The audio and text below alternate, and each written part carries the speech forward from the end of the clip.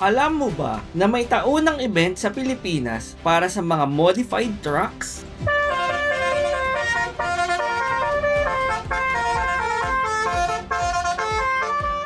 Pumunta tayo sa Porac, Pampanga para sa taunang Truck Fest event na tinatawag na Ablas Ning Balas Festival Year 3 at kung saan makikita natin ang naglalakihan at nagagandahang mga modified trucks. At ngayon po makikita natin dito sa Porac ang pinaka-sosyal Wow naman! at pinakamamahaling truck dito. Wow At makikita naman! nyo naman, Louis Vuitton po.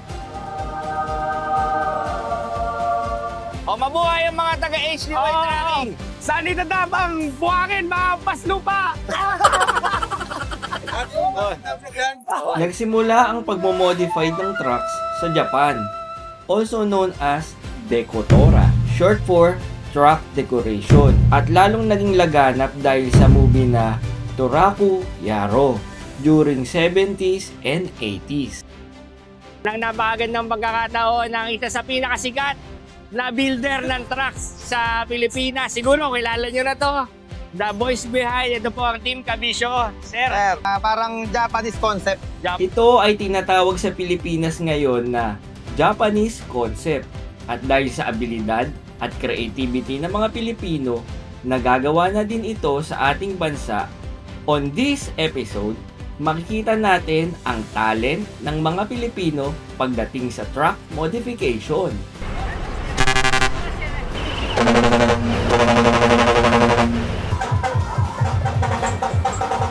patesting nga po kung talagang malakas.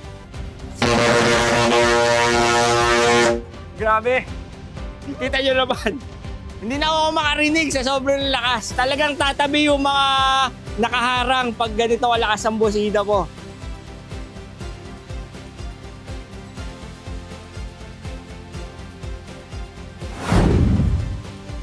Don't forget to follow, like, and subscribe.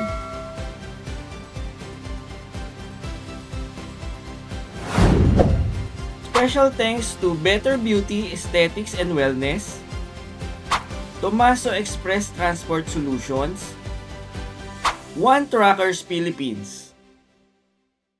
Sa ano pangalan po ng tracking business ninyo? Ano po, JR Desan Construction po. Ano pong klase yung truck natin ngayon na isinushow?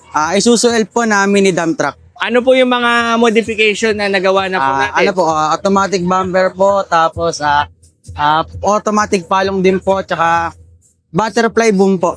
Ano po ang location ng inyong tracking company? Marilao, Bulacan po. Marilao, Bulacan. Ano po yung mga klase yung mga truck na services na pwede nyong i-offer?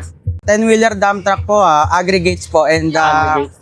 hardware materials. Hardware material. So mga hardware owner dyan na naghahanap po ng pang-aggregates, mga hardware materials, kontakin nyo na po sila. 0968-850-6171. Ano po pangalan ng tracking ninyo? Daijobo Trading po from Kawit, Cavite. Ayun, mga taga-Kawit. Yung to, mga kababayan ko to.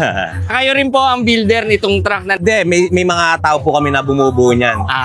Okay. Anong klase pong truck ito? Isuzu Giga po, 12P dito po. 12P Giga. Ano po yung mga modifications na nagawa nyo na sa kanya? Sir, yung mga short pit sir, tsaka sa mga bumper. May mga welder kaming sarili kaming welder na siya yung nagpa-fabricate talaga niya. Ang ganda, no? Kita nyo naman, yung gawang Pinoy ay world class. Makikita natin na hindi lang sa ibang bansa. Pinoy, tama sir. Makikita nyo na kaya din ang talento ng mga Pinoy na magpaganda ng truck. Anong klase po yung mga truck ninyo? Meron kami sir na mga tractor head, wing bands. Yan sir, mga dump truck, elf truck sir, pangarap buhay sir. Ayun, sa mga taga-Cavite dyan, lalo na sa mga export processing zone na nangangailangan po ng truck, kontakin nyo na po sila. Ano pong contact details? Ano nyo lang po yung Daijobo Tracking Services, may page po kami sa FB. Apo. Ilalagay ko din sa description yung kanilang FB page. Yes, sir. At sa Contact number, sir. Contact number, makikita rin natin na ang mga taga Cavite kaya rin sumabay pagdating sa pagsiset up ng truck.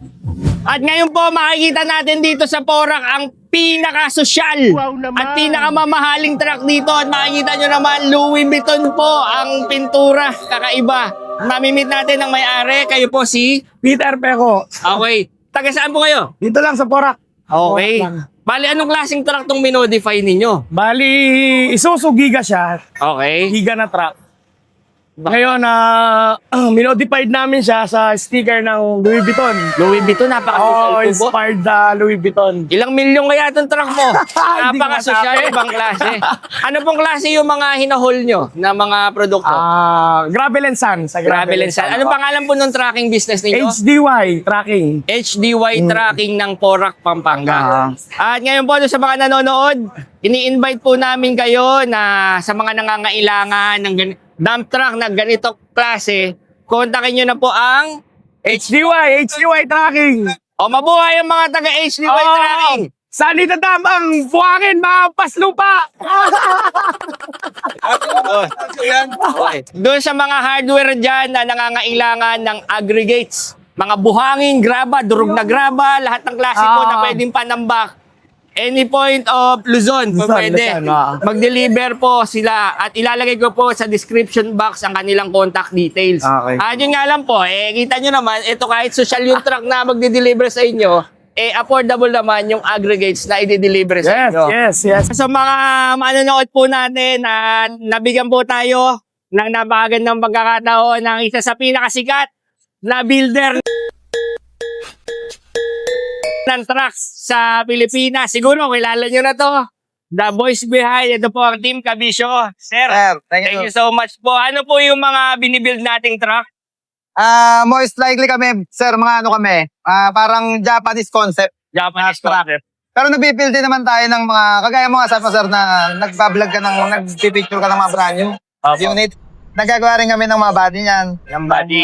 Body, dumback, wing van body, trap side body. Pero ang hilig talaga natin, Japanese concept. Japanese concept. Yes, sir. Sa mga nangangarap po dyan na magkaroon ng Japanese concept, dito na kayo kay Idol Team Cabisyo Thank you, pagpagawa. thank you. At ano pa po yung services ni Team Cabisyo? Parts and accessories din kami. Meron akong pwesto dyan. May store ako sa Bukawi. Bukawi. Barangay Turo, Bukawi, Bulacan. At yung main branch namin, sa Barangay Mtapa, doon na nga yung talyer namin, yung kung saan minomodify namin yung mga bumper na ganyan, side mirror bracket, pati interior. Lahat na halos na Lahat na po ng klase. patungkol sa truck. Patungkol sa truck na modification. Kanino ka pa mapupunta? Kundi sa mga veterano at pinakamagagaling Team Cabisyo na na-meet ko rin po sa wakas. At sana po collab. Sir, pwede. Kung gusto mong pasyalan yung Baluarte ko, pwede. Welcome ka doon. Itong isang Howo brand new, kinustomize namin yon, in-entry na rin namin. Kung mapapansin nyo sa bungad. Sige Howo po. Max, power truck. Kaya yun lagi po. Okay, doon din karamihang kinukuha, pinupull out yung mga naging kliyente ko. Power Ayun. truck. Sa mga bumibili dyan ng power truck, mga tropa ko. Team Cabisyo, syempre tayo. Sir, Wala nang iba pa. At ngayon po, makakilala naman natin si Sir. Junar Peko. Ano pangalan ng tracking company? JRJ Howling Services, boss. Saan po ang location ng JRJ? Sa Porac din. Sa Porac. Ano po yung mga dinideliver ng JRJ? Buhangin at graba. Buhangin at graba. Anong klase pong truck yung minodify natin? Isuzu Giga na yan lang, simple lang yung pagka-modify. Clean build lang, no? Clean build. Ganda. Sa mga nagpapadeliver po dyan ng aggregates, kontakin nyo na rin po ang JRJ Hauling Services. At makikita nyo na napakaganda at quality rin yung truck na magde-deliver sa inyo. Sir. Ano po ang contact details? Pag ano lang, message nyo lang ako sa aking Facebook page na Junar Henry Peko. Okay. Yan lang po. Alright. Thank you. Maraming salamat. Thank you. Anong pangalan po ng tracking business ninyo? The Boys. The Boys Tracking Business. Ano po ang dinideliver ni The Boys Tracking Business? Graba, buhangin, parambak, tsaka garden soy. Ayun. So, sa mga nangangailangan po ng ganitong klaseng truck na magde-deliver ng aggregates, tama po, no? Kontakin nyo na po sila at saan po kayo pwedeng kontakin? Kay Boss Rex, Laksa. At pag-usapan din natin, anong model po itong minodify yung truck? Napakaganda po. Isuzu Giga 2025 model po. Ano sa Pilipinas po. Okay. Ano po yung mga modifications na nagawa na po natin? Halos karamihan, mga original Japan. Original Reference, Japan. So ngayon din po, makikita rin natin na hindi lang sa ibang bansa kaya gumawa ng ganitong klaseng mga truck. Napapakita rin po yung talento ng mga Pilipino na builders naman din ng truck. At kontakin nyo na po ang The Boys. The Boys Tracking po. The Boys Trucking. Sigurado po, makakarating sa inyo yung mga aggregates na kailangan niyo. Kung gaano kalakas yung busina, patesting nga po kung talagang malakas. Grabe. Kita nyo naman. Hindi na ako makarinig sa sobrang lakas. Talagang tatabi yung mga nakaharang pag ganito kalakas ang busina mo. At ngayon po, nandito tayo sa booth ng... Anong pangalan po ng company ninyo? Gen First Musical Airhorn po. Okay. Ano po yung mga produkto ninyo? Pinaka-main ano po namin ay mga horns talaga. Mga 6 horns. Opo. Mga... Specialized po ng ano. Mga horns. Opo. Alright. May 4 feet, 2 feet, 3 feet. Depende po sa Doon gusto ng customer. Doon sa mga truck po na nangangailangan i-modify yung busina ng kanilang truck, nakikita nyo naman po, napakaganda ng kanilang produkto. Paano po kayo nila makukontak? Ayan, may ano po kami, you can follow us po on our social media sa Facebook po. Meron din kaming sa TikTok. Ang pangalan po ay Gen First Musical Airhorn. Yun. Ayun po, nakikita ko para meron din kayo mga sa Manibela. Ito po yung makikita natin yung sa steering ng mga truck. Kung ganda ng grip mo pag ganitong klase yung hawak mo, no? Opo. Ano pong contact number ng inyong company? 0927-180-8523. Ayun, sa mga nangangailangan ng napakagandang mga busina, ganito klaseng mga steering cover, kontakin nyo na po sila. Shoutout po sa lahat ng mga taga Northern Samar dyan. Ayan. Ayun. Especially po dyan sa Mapanas. Happy Fiesta Mapanas. Alright. At shoutout sa ating event ngayon, yung ating sa Purak Tourism. Lalo na ka Purak Tourism. Shoutout po. Oo, Maraming salamat sa pag-invite po sa amin. napakaganda ng program ng Porac Tourism para rin ma-promote yung mga truckers sa Pilipinas. Sana po yung ibang bayan gumawa rin ng ganitong klaseng event. Yun lang po. Thank you. Thank you.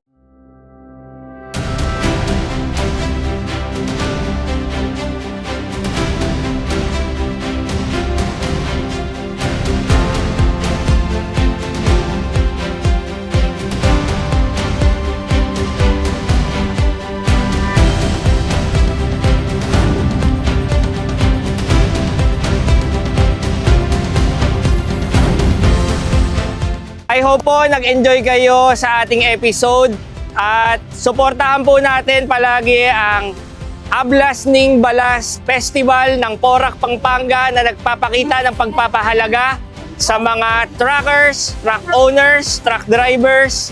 Yun lamang po, ako si Joey Nunez, delivering peace of mind. Don't forget to follow, like, and subscribe